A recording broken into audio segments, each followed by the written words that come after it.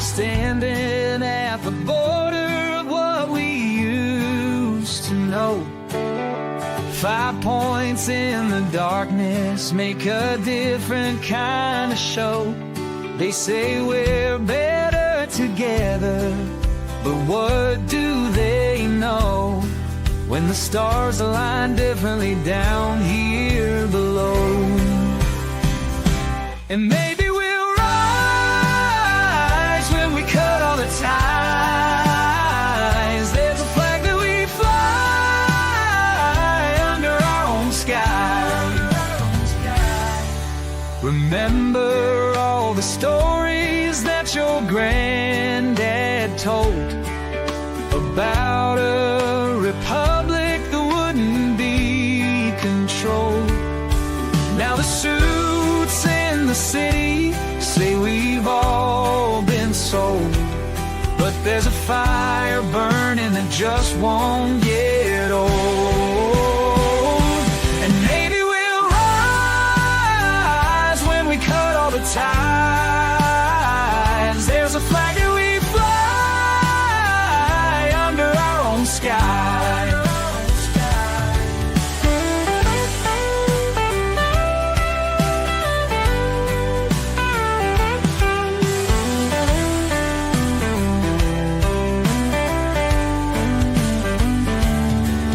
They draw their lines on paper, we draw ours in the sand. Some dreams are getting closer, while some don't understand. Don't understand.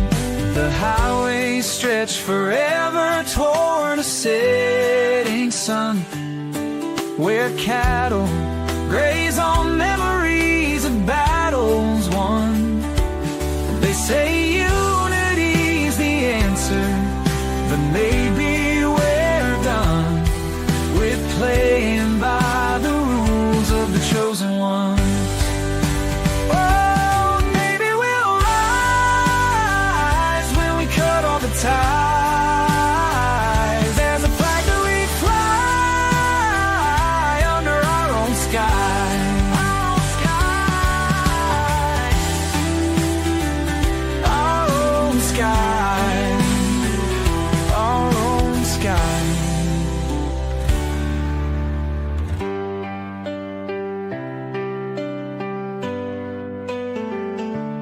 Maybe we'll rise when we cut all the ties.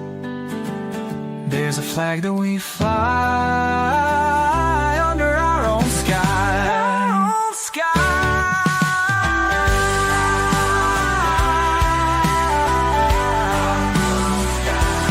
Our own sky.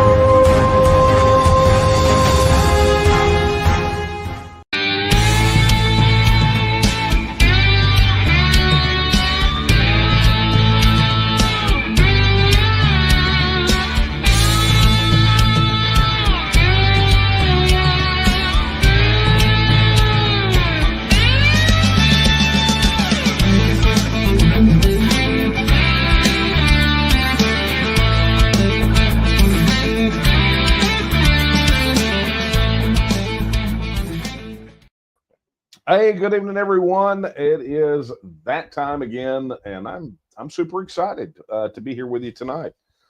I do believe a good time will be had by most, and you know, in the end, isn't that the best we can hope for, right? Anyway, hey, good evening, everyone. For those of you joining us for the first time, I'm Daniel Miller, president of the Texas Nationalist Movement, and this is Late Night Coffee Talk. This is that time when, in the middle of the week, when I take a break. Pour another cup of coffee. Yes, yet another. It's not like this is my first one of the day. and stop working on independence. Hit a pause. They come in here, fire up the cameras, and we have a conversation. Indeed, this is your opportunity, week in, week out, to ask me whatever is on your mind. What questions do you have about TEXIT, about the TNM, about Texas politics, about Texas, about personal things, whatever it is, I'm here for it. And week in and week out, you guys have some great questions. And I'm looking forward to answering them tonight. So let's do a little housekeeping first. Well, let me take a sip of coffee real quick. You know, the weather can't make its mind up, right? Anyway, if you're watching on YouTube, one of the YouTube channels, be sure to like and subscribe and hit that notification bell. And while you're at it, obviously, channel memberships and super chats are available, and we would definitely appreciate your contributions there. You can drop your question in the chat, and it will appear on this screen over here for me, right? Yeah, it's over here for me. Anyway, it appears over here, and then Kara goes through, she finds the questions and pins them so I can see them. So drop it in the chat. If you're watching on Facebook, one of the Facebook pages, because we can't do groups anymore because Facebook is a total pain. Anyway, if you're watching on any of the Facebook pages, be sure to like and share and comment, because that's where you are going to get your questions. Just drop them in the comments on this video. If you're watching on X, one of the preferred platforms of choice for many people, although YouTube is starting to overtake it again. So I think that's quite interesting. But to submit your question, all you have to do is drop it in the chat on the video, and it too will show up over here, and we'll get to it. And look, I do this for an hour, so we try to get to all the questions. Sometimes we do. Most often we do. Sometimes we have to hang some over until the next week. Sometimes a question is so good but comes in so late, we have to get an article up on the Texian Partisan about it.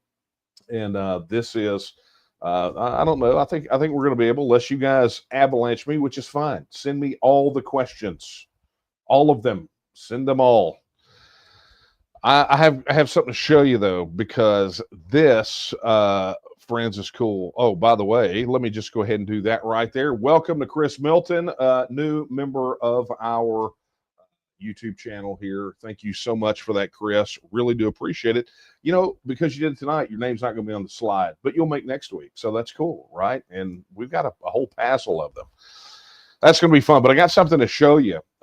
This is interesting. So, you know, feedback.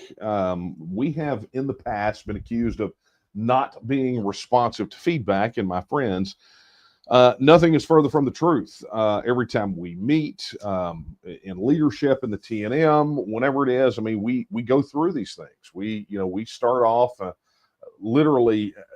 I'm not going to say we start off every meeting, but at some component of every time we get together, we are sifting through and mulling feedback that we get, and obviously constructive feedback. You know, if people are having issues or challenges or questions or whatever it is, we try to get those things addressed. You know, we process that feedback, we take it into account in our decision making.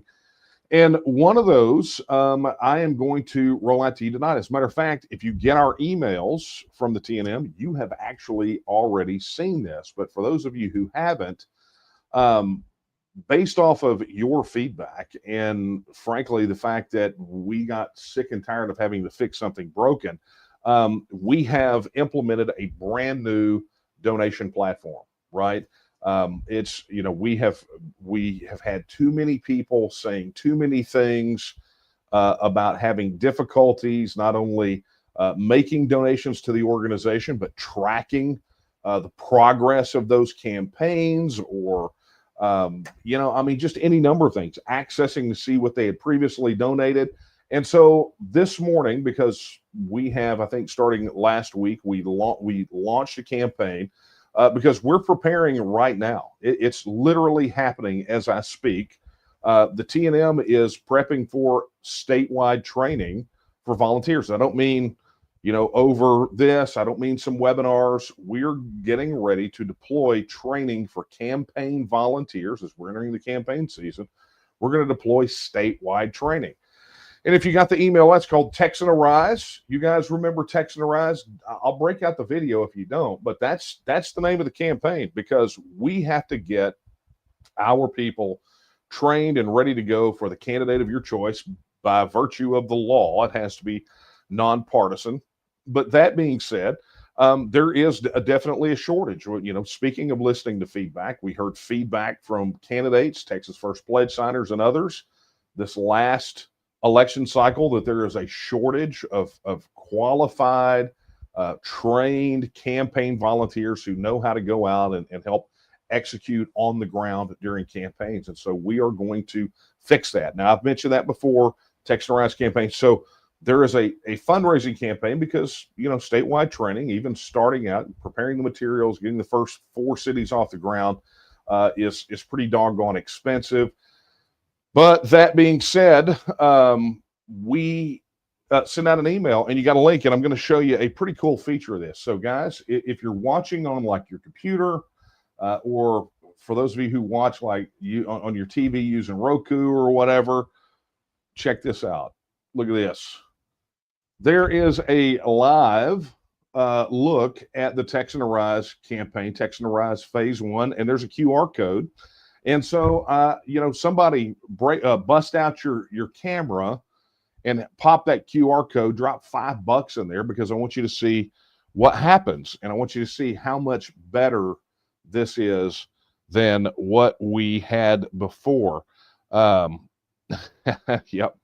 So anyway, we're going to be doing this off and on tonight because, look, I'm proud to show it off based off of your feedback, the feedback that all of you gave us about how difficult that aspect was of interacting and helping the T&M carry out your vision for Texas to become a self-governing independent nation. This platform came about. So we're going to be checking in on this, and it's 100% live. Like, it's right now. Like, I can go pop this code and drop some jingle in the bucket, and it would automatically update, and you would literally see it on there. But I would encourage any of you, if you are on your phone and you can't get to it, you could definitely go to the fundraising campaign that you saw in your email. It's givebutter.com/Text and Arise, or you can just go to your normal T&M donation link, and it will take you right over here to this, and you'll get to experience the platform. So I'm super excited. I think it's going to be very helpful for you guys. I think it's going to be helpful for us to know exactly who we need to be thanking for keeping the ship of independence sailing toward our destination. I suspect somebody's doing this, but I'll come back to it here in a minute. Anyway, so yeah, there is so much going on in the world. There's a whole dearth of questions that have come in about any number of things, but a lot of them centered around really two subjects. And so what I'm going to do is, rather than go through those individual questions, I'm just going to tackle those subjects now. And in doing so, I'm going to wind up, basically knocking out big chunks of questions. And of course, the first thing right off the bat that we have to talk about is the good news that we got on Sunday. The fact that this will probably be the last time I get to play this. The transactional gold bill was signed into law by Governor Greg Abbott, House Bill 1056, which was a major accomplishment, and very excited about the passage of HB 1056. If you don't know about what the transactional gold bill is, what sort of impacts it could possibly have for us, just go on our YouTube channel and look through the podcast, or the Texas News Podcast, and watch the interview that I did with Chris Bird on this before. It literally happened right after the testimony in the Texas House, the interview did. And so it'll give you a good idea of really and truly what this particular piece of legislation could mean for Texas. But I don't know that that interview really scratches the surface. And I don't think that a lot of folks really understand how massive this is. Now, I don't fault them for that, right? Because when we talk about TEXIT, in a lot of people's minds, you ask them, okay, define TEXIT, right? And I've covered this a lot about what TEXIT is. It's a process, right? But when you talk about TEXIT, what flashes in their mind immediately is the referendum, right? The vote, or the actual day that we separate. It's like there are these pieces in between that they seem to miss. And part of that is moving Texas, as I have said before, functionally, operationally, structurally, more in line with a self-governing independent nation state, so that the transition is not such a jolt. Not that it would be much of a jolt in comparison to other, self-governing independent nations when they got their independence, but there is a more of an emphasis, I think, in people's minds on the political aspect of independence and less on the economic aspect of it. And I'll tell you, when we fought really hard for the passage of the Texas Bullion Depository, the Texas Gold Depository Act, remember the headline was Texas is getting its own Fort Knox, and that was the big headline. But for us, it was not just a headline about a warehouse to store Texas gold that's owned by the state. That's cool, right? But that's not the headline. That is sort of like a step, like that initial step into reclaiming economic sovereignty. And if you'll recall, for those of you who have been at this for a long time, the TNM talks about this all the time. We push for the political, cultural, and economic independence of Texas, the three indispensable legs of self-governance and independence, right? And so, there is this focus, this incessant, really kind of obsessive focus on the political aspects of it. But the economic aspect of this is just as important. And maybe it's good for us that the quote unquote powers that be, the political establishment, stays fixated and obsessed with our push for a referendum on this issue, so much so that they work to make all the rest of our agenda happen, right? They seem to just kind of fall in line with a lot of these other things. Now, granted, it was a pretty crappy legislative session. We didn't get a lot of things through that really would have been helpful pro-Texas, pro-independence. But this was a big daddy. This was Texas effectively saying, you know what, here's what we're going to do.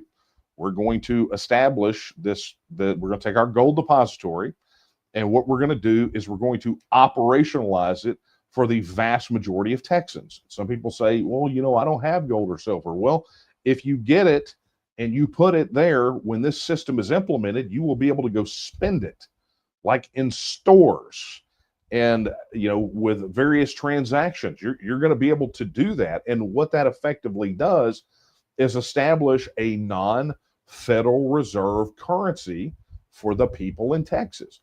This is explosive. And so, as I said last week, when we were all sort of waiting to see what was going to happen, if Abbott was going to go on the veto, if he was going to listen to the banking lobby and veto the thing, this is Texas having a currency. This is the alternative, the parallel, until it's the alternative, until it's the only, right? That is how massive this thing is. And I'm cool that the opposition is really understating how big of a deal this is, because that just means when the day comes, we don't have to worry about answering the question anymore. What's Texas going to do about a currency? We're going to be able to say, been there, done that, and I got the card and the receipts to prove it. That's massive. Okay, so hopefully that will answer all of the 1056 questions and the transactional gold questions that came in. Yes, I am absolutely over the moon about it. Everybody here is as well. And much like the gold depository thing, our role in helping get that passed will probably never be written about. The things that we did, the things that we had to do to be able to try to get that across the finish line. And again, at the end of the day, folks, it's not about accolades, right? I don't need somebody to come pin a ribbon on my chest or, handing out trophies or things of that nature. I don't care. What I care about is the end result. And the end result is Texas has its own currency. So, ta-da, yay. People say, what have you ever done? I'm going to tell you, that bill was on track to be toast. I'm telling you, it's much like what happened with the Texas Gold Depository bill. That bill was on track to be toast too.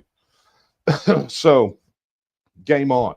No, we didn't write it. No, we weren't out there cheerleading in the public because we don't have to. That's the power of what we're able to do, is we don't have to be out there and peacock to get things done. Okay. So super good news. Oh, look at that. Look, I told you. See, look at that. It live updates. Thank you for that, Chris. Look at that. It's 10:56 in honor of HB 1056. See, it live updates. I literally don't have to do anything. So if you get an opportunity, pop that QR code, guys.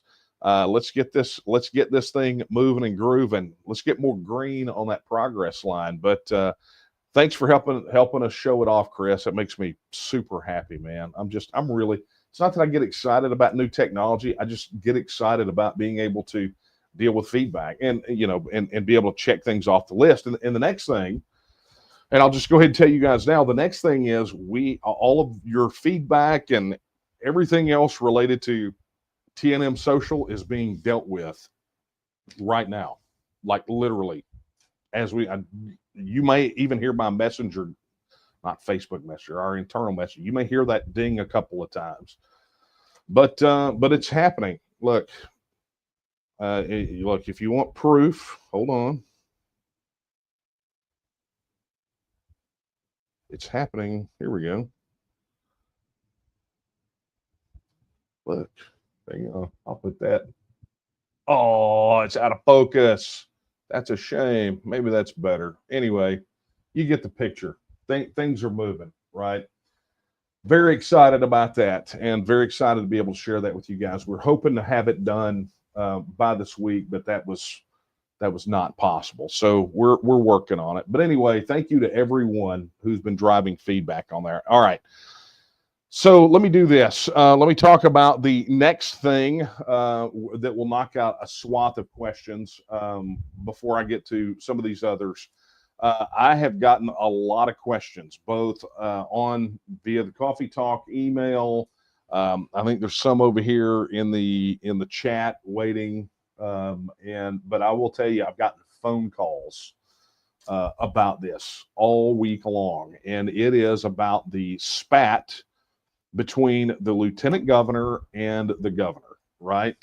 For those of you who have not been paying attention, Dan Patrick decided to champion as one of his priorities, no, not elimination of property tax, kind of the thing everybody's asking for. Instead, one of his chief things that he went on a crusade about was banning THC products, right? And there's not going to unpack SB3. It's not even worth having that conversation right now.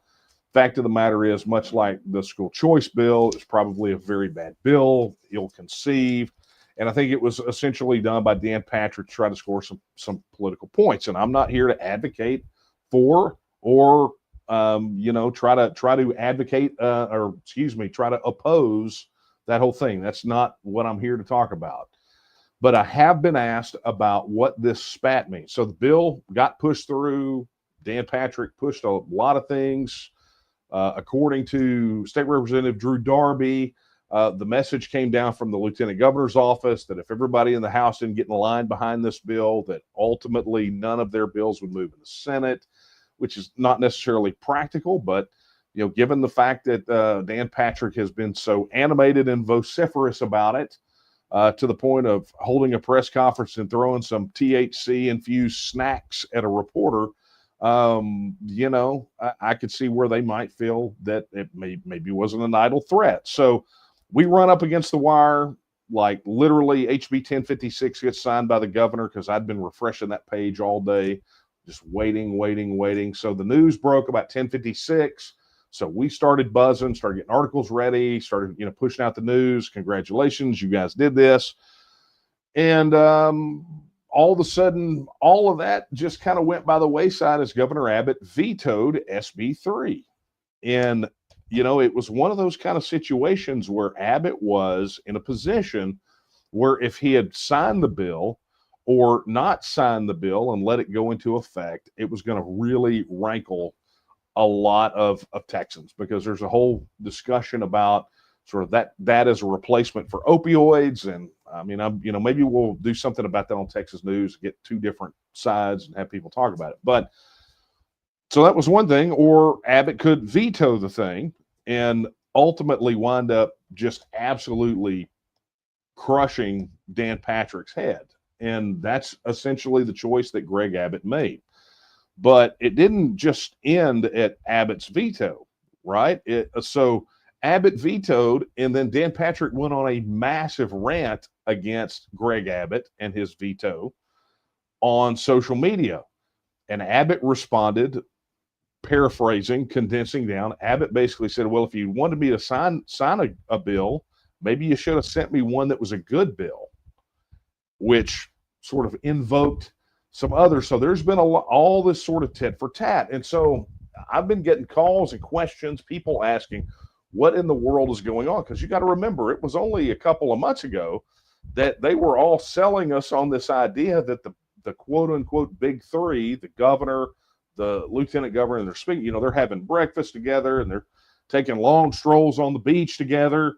I mean, this was what we were being sold. And now you've got essentially Greg Abbott taking a barbed wire wrapped baseball bat to Dan Patrick's head in public and essentially calling him an idiot. And here we go, right? So with us being in election season, what could this ultimately mean? I will tell you that I do not have a good read on this. But I will say that from my perspective, that what you're seeing here is symptomatic of something else going on behind the scenes. And that could be any number of things, right? Here's a hypothetical for you. What if Dan Patrick perhaps was making a determination that he was not going to run again, which there has been speculation circulating the Capitol. Even though he has announced, the speculation is that he will not go to the primaries and that he will continue to raise money and then effectively anoint a successor. So what if the rub is Abbott would prefer someone other than who Dan Patrick had picked? Or what if Dan Patrick gets so mad about this situation that he decides, you know what, maybe I'm not going to tap out. Maybe instead what I'm going to do is I'm going to primary Greg Abbott over this thing. What if that goes down? Now, people may say that's crazy, but have you noticed that there haven't been any like major kind of ramp up challengers to Abbott yet? I mean, normally you've got people at this point already telegraphing their intentions to run against him, and we're not seeing that. So, so to answer your questions, all of them about this spat, guys, I don't have an answer. This is with all the shuffling that's going on. I mean, how many candidates are we going to end up with for attorney general by the time this is over with? I mean, people are still saying that Mitch Little might. Eva Guzman is thinking about jumping in, right? And I mean, so you're going to have this whole spate of AG candidates. You've got the comptroller's race over there. You have this kind of behind the scenes whispering going on that Dan Patrick may not run again. Who is going to get chosen over there as that successor? Is there going to be a candidate that's going to emerge? This is nuts. This election cycle is going to be one for the books, because you don't see shakeups at the state level like the ones you're seeing right now. Kelly Hancock, resigning to become de facto Texas comptroller, and Nate Schatzline jumping into that race, basically saying I'm running, or Robert Nichols stepping down, which we already knew Rhonda Ward was running for that seat. She's got the inside track on that, but now Trent Ashby tapping out of the Texas House to go run for that seat. So, and word on the street is that Dave Phelan may not run again. So this is going to be one of those shakeup times, folks.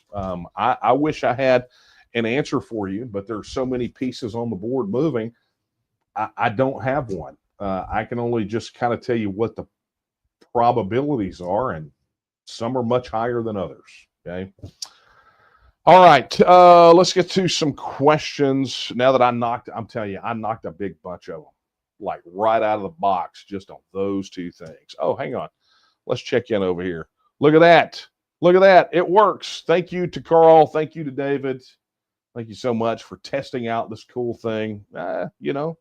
It works. And let me know in the comments what you think about for those of you who have tested it out, let us know in the comments of the chat what your experience was with it. If you think it's much better experience than what we had before, if you like it better. I hope the answer is yes, because we worked really hard. So, all right, questions.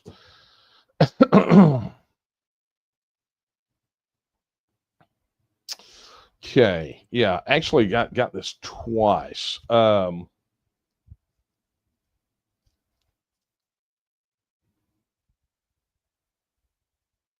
Yeah, interesting. Okay, so Joseph says, I will consider listening to the TEXIT conversation again. Why would you ever stop? Right? When the issue of the unwanted Islamification of Texas is discussed, what is the point of having an independent Texas if it's overrun with Muslims hell-bent on taking over our state and making us live under Sharia law? Okay, and I think this one is kind of similar. This is from Diane. She says, this is my first communication with the TNM, but how does the TNM envision dealing with the Muslim enclaves that declare themselves no-go areas to try to institute Sharia law? If it doesn't seem like current state of Texas has done enough to stop them, even though Abbott talks big. Thank you for taking my question. So yeah, so those are the two. So it's, look, and I appreciate the fact that people don't shy away from sending difficult questions. Look, it is concerning, right? We live in a constitutional republic, and this concept of these enclaves that are operating under a set of laws that are not compatible with a constitutional republic cannot be allowed, right? I mean, it can't be allowed. Interestingly enough, the thing that they are using to justify this is an attorney general. Well, actually, a judge's ruling back when Dan Morales was attorney general, effectively when he was waging his crusade against the nascent Republic of Texas movement during the 1990s, when a judge essentially ruled in this Dan Morales suit that, again, who was attorney general, and who also wound up in jail, by the way. But when the judge ruled and said, look, the problem with these Republic of Texas courts, not the old school ones, like the things that they were trying to do in the 1990s. Maybe somebody will ask me about the old days, and I'll talk about that one day. But the thing is that those courts were effectively binding, almost like arbitration, upon the people that adhered to them. And the problem came when they tried to drag people from outside into those courts. So that's the justification that they're using to be able to employ, this particular watered down version of Sharia law. But I will tell you, these questions come to me at a very, very difficult time, personally, right? So I don't know how many of you probably heard about the attempted church shooting up there in, I think it was Michigan or Indiana, Illinois, one of those places. And the guy slams his truck into the building and tries to, he gets ready to start shooting, and one of the deacons runs him over, runs the shooter over, and then the security guard taps him, and it's over with, right? Well, right around the same time in Syria, there was an Orthodox church. It was the church of St. Elias, right? It was an Antiochian Greek Orthodox church. They were in services, and it's All Saints Day in the Orthodox Church on that particular day. And 3 Muslims come in, probably Islamic State, given the way Syria is. This is right outside of Damascus. They come in and they decide to pull out a gun and start shooting. And to the parishioners, start wrestling with the lead guy. The other two panic and try to run. And when the two guys got the best of the one guy, he detonated his bomb vest and added 25, 26 new Christian martyrs, whose only the only excuse for their death was their faith. It was targeted. It was a church that was targeted, and it was a massacre. I mean, it took them a very long time. I mean, it took them longer than it needed to count the dead, because they were having to piece many of them back together. And you had some that were critically injured that later died in hospital. But that thing has been on my mind all week long. You know, the picture of the picture that we've seen of kind of the blood splattered across the icon of St. John of Damascus, or how the response of that community to this radical Islamic, terrorist attack, if you want to call it that, this waging of the jihad, was met with the response of the people being there at the church the next day, clearing the rubble and having services, and the entire town turning out and parading through the streets carrying crosses and shouting, "Christ is risen." But during this entire time, I've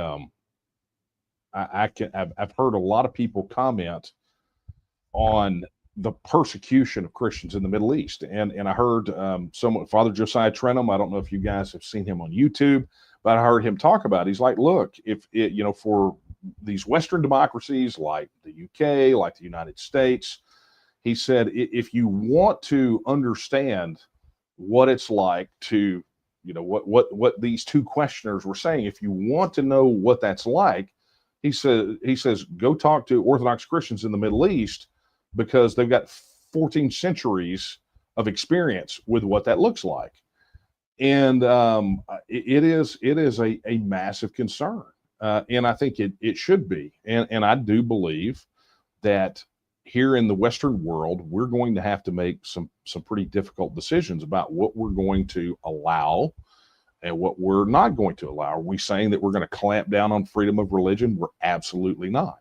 But are we going to say that we're going to allow Sharia law to take over, to rule, to reign? I mean, no.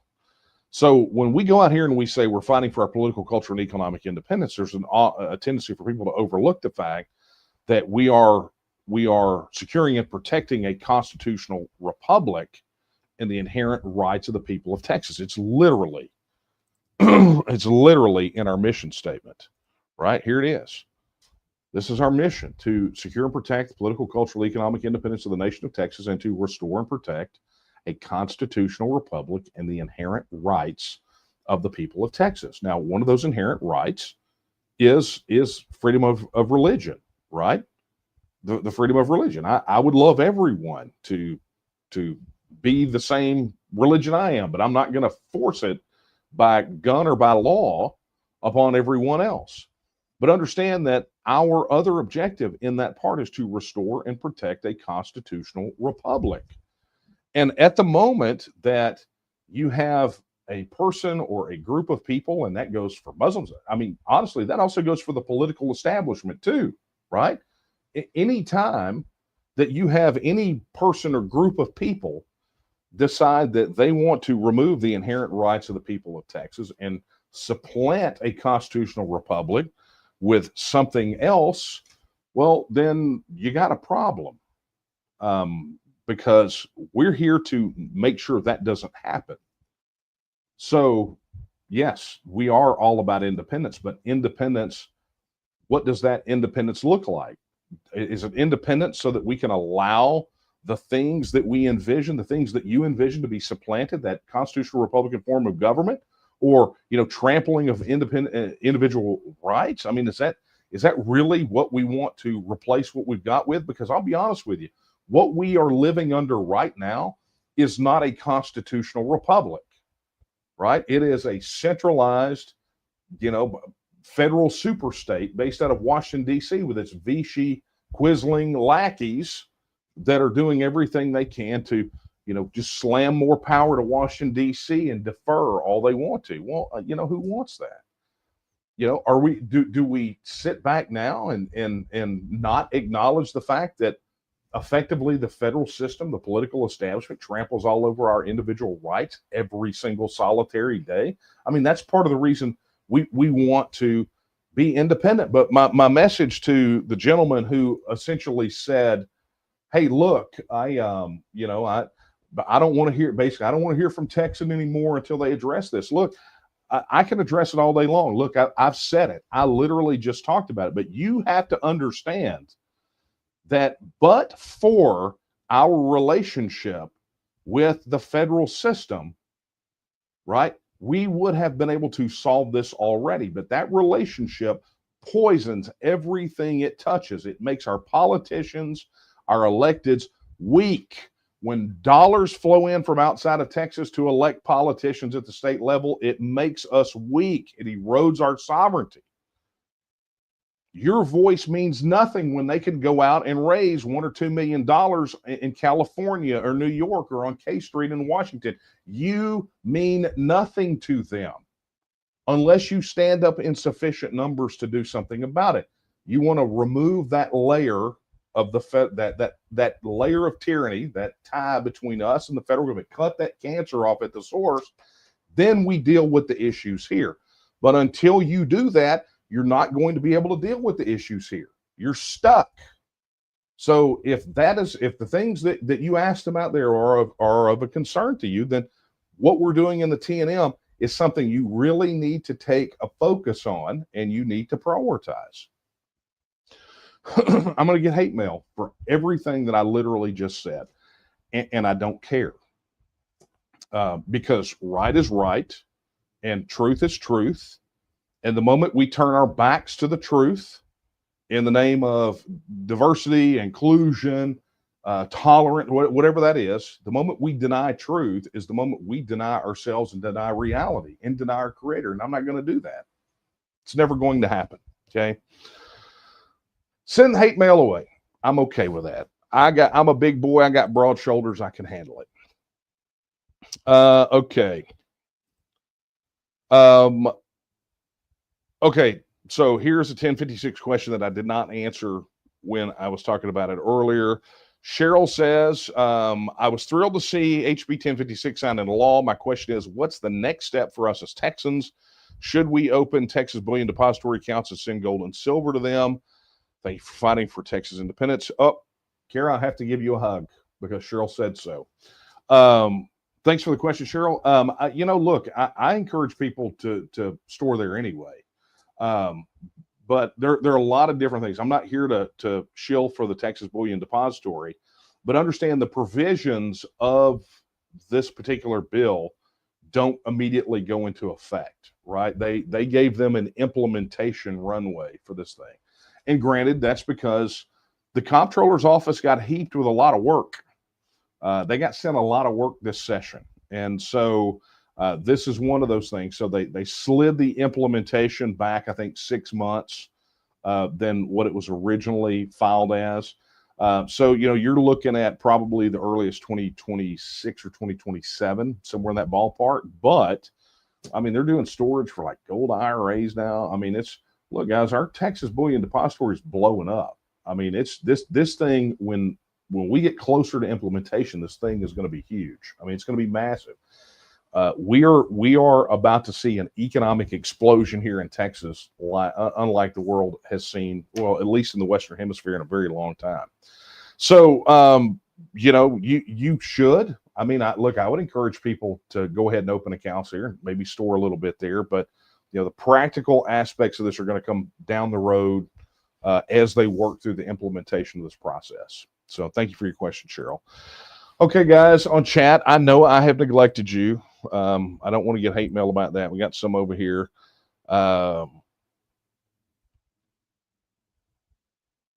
Okay, let's see. I don't know if this is all going to fit. Infinite Heaven says, hello from South Texas. I teach AP government. Good for you. It's not in the curriculum about any state being able to advocate secession. I'm new. The federal government has overreached its power. Your question was up. There we go. There it is. There's a rest of it. The federal government has overreached its power. The federal, okay, interested. How can Texas succeed through a political process? So I'm expecting that these are kind of two parts of the same question. So first off, kudos to you for teaching government. Please teach these children how government works. There is a massive problem with civic education, not just in Texas, it's all over the place. And so kudos to you for being a warrior out there fighting the war on ignorance about how our system works. That being said, it is a really good question. And look, I would encourage you to do a couple of things. Number one, head over to TEXIT That's where you're going to find an FAQ with all the most frequently asked. I mean, it's answers to all the most asked questions that we have about TEXIT and the independence process and things of that nature. But that being said, to the first part of your question, it is true that the federal government has overreached its power. And I'll tell you, I did an interview Tuesday night with a podcaster, and I think it will hit. I think the interview will hit next week. You'll want to pay particular attention to that. We'll post it on the Texian Partisan when it does. But he asked a very similar question. He's like, very succinctly, tell me in the short what the counter is to Texas versus wide and states don't have a right to withdraw. And so here it is in a nutshell for you or for anyone else who is brand new to this. Here's what it boils down to. The federal Constitution is a limiting document on the federal government, right? It's very explicitly clear. It lines out what the federal government can do and what the state governments cannot do. That's its nature, okay? Article 1, Section 10 lists all the things that states cannot do. They are forbidden from doing as being part of the Union. That's the entirety of the list. You don't find it anywhere else in the Constitution which forbids states to do it. Well, that constitutes the entirety of the list. Guess what's not in that list? Withdrawing from the Union. And how do we know that's still a reserved power? Well, it's quite simple. The 10th Amendment says that any states or any powers not granted to the federal government nor prohibited to the states are reserved to the states and the people. So essentially what that means is that if a power is not expressly given to the federal government in the Constitution or in that same Constitution forbidden to the states, it is reserved to the states. Okay, it's right back here. So the ball's in Texas court. Well, Texas is very clear. Our Constitution is very clear about this. Article 1, Section 1, the very tail end of it says the perpetuity of the Union depends on the right of local self-government unimpaired to all the states. And before anybody says, well, that's just flowery language like the preamble. No, it's not. It's literally Article 1 of our Constitution is the Texas Bill of Rights. Okay, so this is law, just like anything else. But more importantly, Article 1, Section 2 says very clearly that they, the people, have at all times the inalienable right to alter, reform, or abolish their government in such manner as they may think expedient. We've explicitly called out that right and reserved it to the people of Texas. So you take all those sum total, there is no prohibition in Article 1, Section 10. Therefore, the right is reserved to the states under the 10th Amendment. And here in Texas, we have Article 1, Section 2, which reserves that power of self-government, self-determination to the people. The people can make that choice. And that matters because there are states that have explicit constitutional prohibitions on withdrawing from the Union.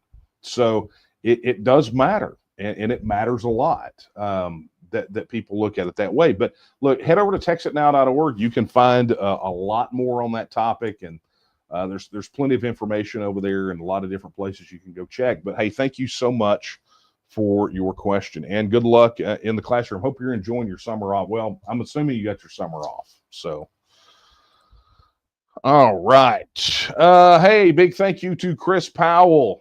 He says, easy decision, Jesus and TEXIT. I know what that means. That's Greek. That means come and take it.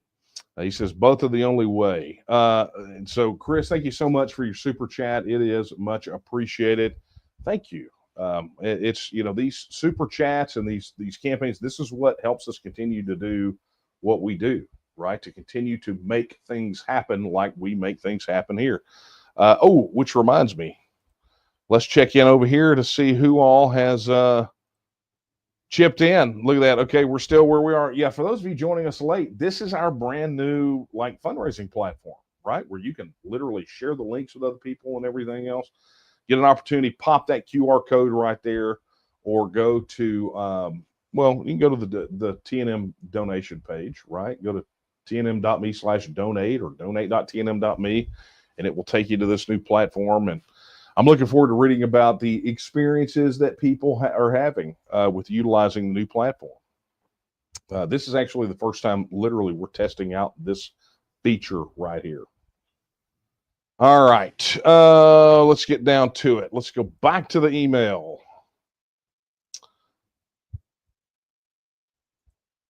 There we go. Okay, this is signed CC, so I don't know who that is, but it says, suppose the referendum passes. What guarantee, and that's bold and underlined, do we have that TNM will remain in the driver's seat as Texas continues to secede from the USA?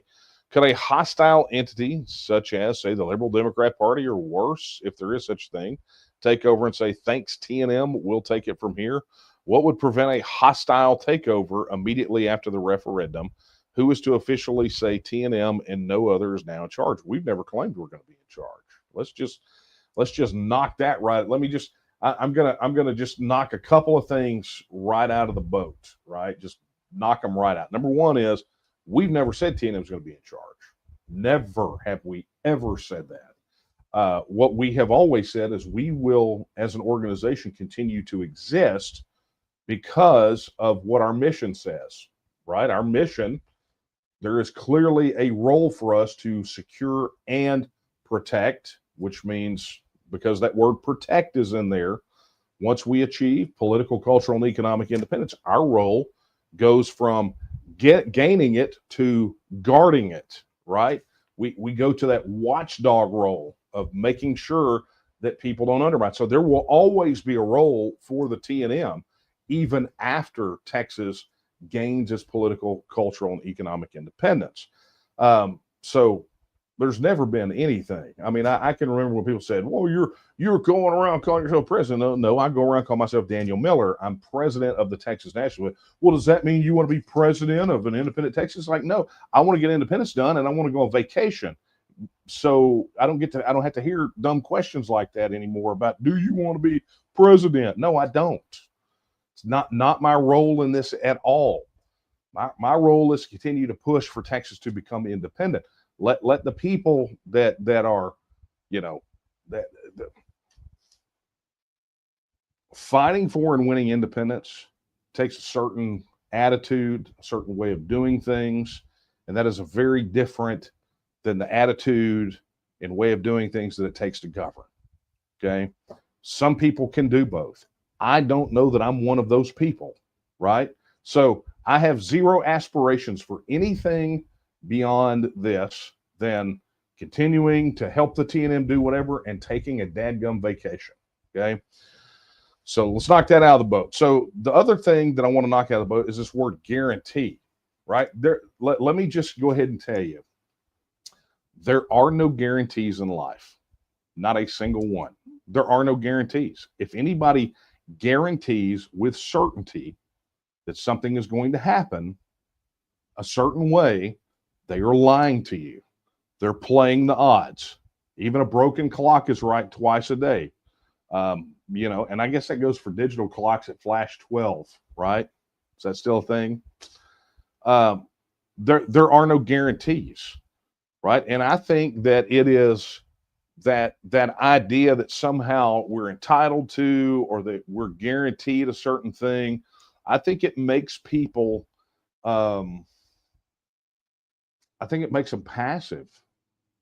I think it makes them a little too relaxed, and you get what we're fighting against right now. Well, they guaranteed they weren't going to do that, right? I mean, the Constitution guarantees that we're not going to have a federal government that's out of control, but yet it exists. How do you explain this? Well, it was guaranteed. No, explain it. If it's guaranteed, then why does it exist? If it's guaranteed that it's going to be this way, but it's something different, then explain how that's possible. That's because there are no guarantees in life. Look, I'm not guaranteed that I'm going to be able to take my next breath, right? And if we can't guarantee that, then can we really guarantee anything? So what does that mean? Well, go back to the words of George Washington. The price of liberty is eternal vigilance. You know, how many times do we say that we have to be at an individual level? Look, it's in the mission for the TNM, right? As an organization, we're supposed to do that, but an organization is made up of individuals. And if those individuals are not motivated to be vigilant, to fight back against the darkness, right? Or to beat back encroachments of our rights and our liberties, or to stand up against those who would usurp our very form of government, or who would strip us of our right of self-determination and our right of self-government, well, then, you know, what does that say about who we are as a people, as individuals? What does that say about us? So I can't guarantee you. First off, TNM's not going to, you know, we have no intention of being in the driver's seat. Who's going to prevent the hostile takeover? Well, you are, and I am, and us as the TNM are going to fight to prevent that hostile takeover. But there's no guarantee we're going to win. But the guarantee is that if we don't fight, then we will never prevent. If we don't act, we have no reasonable hope of success. And that's just the reality of it. So anyway, thank you for that question. See, I'm telling you, man, you guys are getting very deep tonight. All right, let's get over here to chat. Eric asks, do you or people for the TNM have people in mind for certain positions? Okay, good. When you said certain positions, I thought you meant sitting, standing, reclining. I'm thinking about reclining. That's kind of the position I'm thinking right now. I.e., ambassadorships to specific countries such as the UK, Israel, or the Vatican. Do you accept resumes for consideration for such posts? Okay, so we're not picking what the government looks like. Hopefully, we will have enough influence to be able to kind of direct how it goes, but ultimately, that's a decision that will be made by the government in Texas. However, you know, this is one of the reasons that we have an active international engagement program in the TNM, and have tried to. We've tried to keep it up. It's not as active as I think Renee and I both would like. But, you know, if you are interested in learning the ropes about that and helping out about that, we don't deal with other nation states or other governments. What we deal with is other independence movements, but we treat that from an organizational perspective, much like an ambassadorial position, right? So, look, I mean, get some chops there. You know, give it a whirl. Your life will be greatly enriched by learning more about other independence movements outside of Texas and communicating with those people. I mean, I had an hour-long conversation with the head of the TEXIT movement last night. We talked about family because his mother's from Texas. We talked about what they're doing with their movement and what's going on here. You know, we talked about various issues that either of us may be dealing with and sort of the political climate where we are. We talked about other independence movements and where they're headed. And, you know, it was an edifying call. It was a really nice call to understand that from a policy perspective, we may not agree on much, but what we can agree on is that each of us should be free, self-governing, and independent. So, to your point, Eric, I would just encourage you to reach out. If that's something you're interested in, we can put you in touch with our international engagement folks. And I'm sure Renee would love to have that conversation with you about how you can help. Okay. Thank you for that question. All righty. Oh, man. Is that what I think it is? Look at that. Look at that. Our live ticker just keeps climbing. Thanks to David for jumping on there tonight and donating to the Texan Arise campaign. on this new platform. I can't wait to come through the comments and see what you guys think. Let us know if you're one of the donors over. Let us know in the comments what you think about the process. I'm pretty happy with it so far. Okay. Ooh, I got to hurry up. Okay. This is from Stacy. Oh, this is going to be a fun one. Guys, if you don't know, Carl Gleim has been out. He had some surgery. Carl is the captain of the Alamo Guard. He's been the one for many years that has been in charge of the Alamo Memorial March, where we, for over 12 years now, have second Saturday of every month done a silent memorial march around the Alamo and laid a wreath at the door of the chapel. A very solemn ceremony every single solitary month. I mean, that's like 150 wreaths that we're at, somewhere in that ballpark or more, that we have laid. And but Carl has been out with recovering from surgery, and Stacy, who has been one of our local leaders in Bexar County, she has picked up the mantle and she has been running that thing. And so, Carl, I hope you're feeling better. And to Stacy, thank you so much for taking the bull by the horns and filling in. She's made sure the whole thing gets done. And there's just a really good crew of people down there in San Antonio that are running thing. And I would just encourage people, look, if you have never participated, it's not thousands of people, not even hundreds of people. It will be a handful of people, and you meet, you do the ceremony, you do the silent march, you lay the wreath, you have a moment of silence, you go do a salute at the cenotaph, and then you go, and then you silently march back to your car. It's not a protest. It's not a demonstration. It is a memorial. But anyway, so Stacy sent this question, and I need a cup of coffee. Oh, well, I need a sip of this coffee. There's been more talk than coffee tonight. Stacy says, do you think the Alamo is haunted?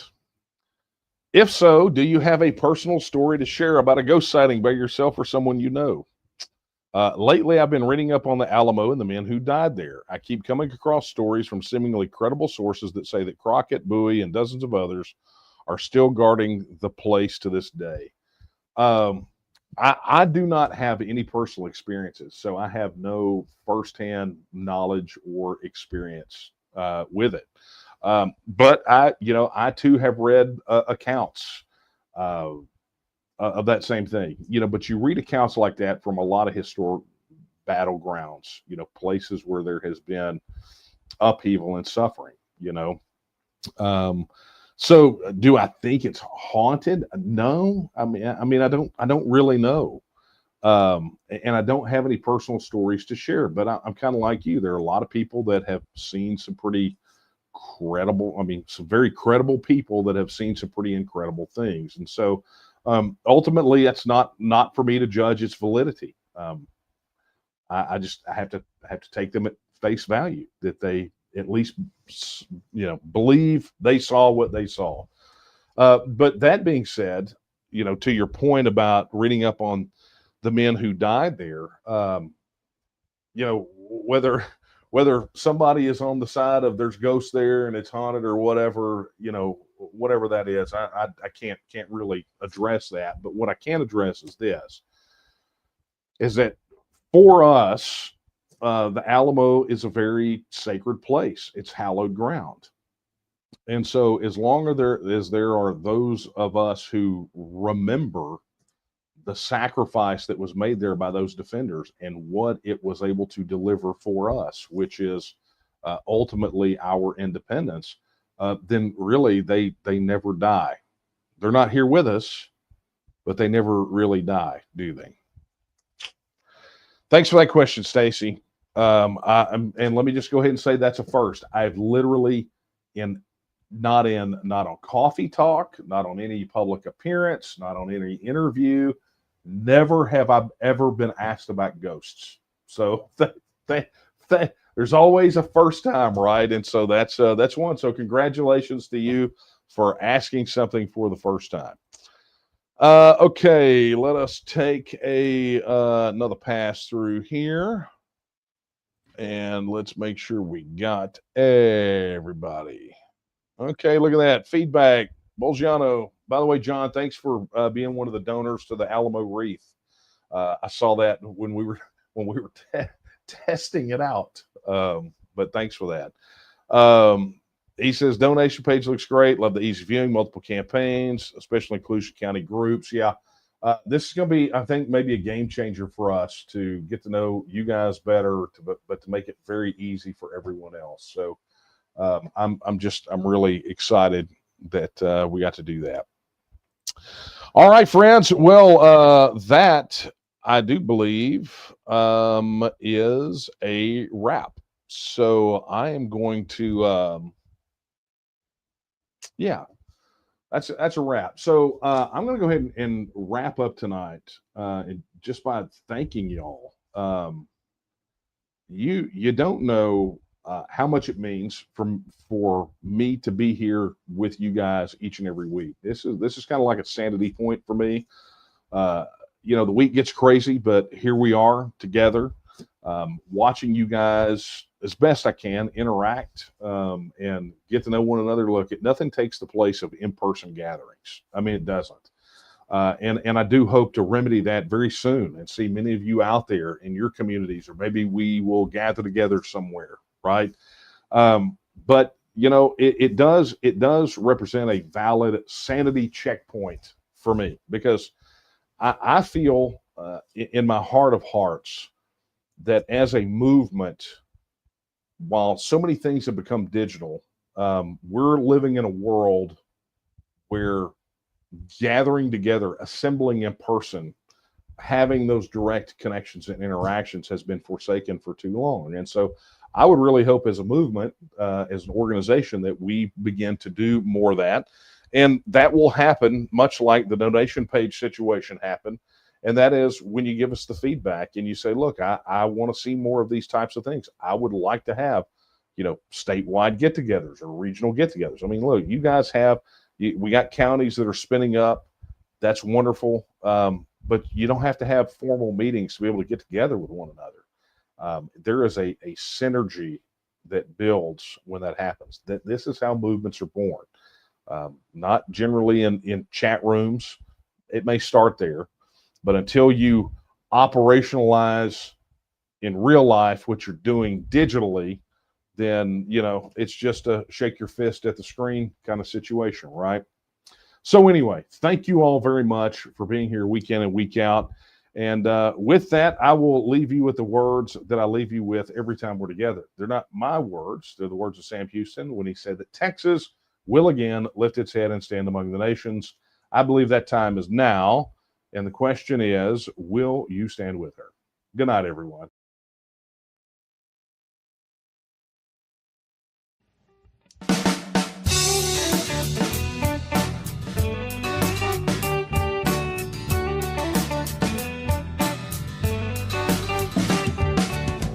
Well, the people in power, whether red or blue, they could not care less about Texas, me and you.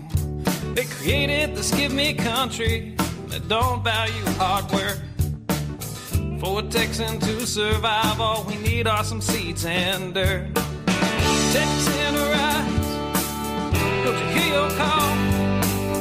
Got to save your country, for it's long gone. Texan arise, don't you hear your call? Got to save your country, for it's long gone.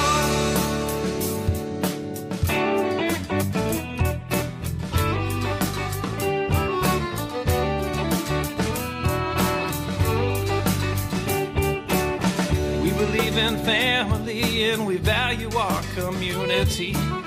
Gladly lend a helping hand to a neighbor in need. And we don't believe that government should provide for all of society's needs. No, it's the pride of a Texan to give to others voluntarily. Texan arise, don't you hear your call? Gotta save your country, for it's long gone. Texan arise.